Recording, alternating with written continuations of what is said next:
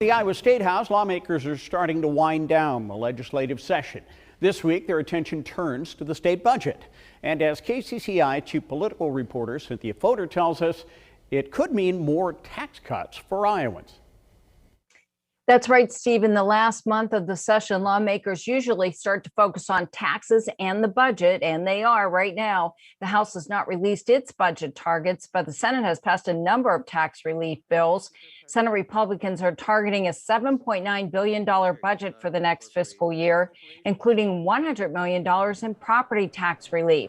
Another bill would eliminate the inheritance tax. Both Republicans and Democrats say with the state seeing good revenue growth, it seems likely Iowans will see some form of tax cuts before the end of the year. There are states like Iowa that have been fiscally responsible, that have had balanced budgets, that have done the right thing with our budgets, that we can continue to provide tax relief for Iowans, not with federal money, but with our state money. And so we want to continue to do that. Some of that tax relief could actually reach the average middle income family.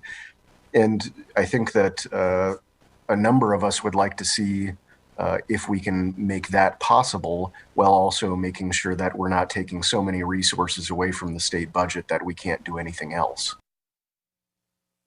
Now, Democrats say even though the state has resources to spend, they anticipate most state services and departments will not receive an increase in their budgets this year. The House and Senate are not on the same page yet with what they want to spend. So there still is work to do with the session set to conclude April 30th. Cynthia Fodor, KCCI 8 News, Iowa's news leader.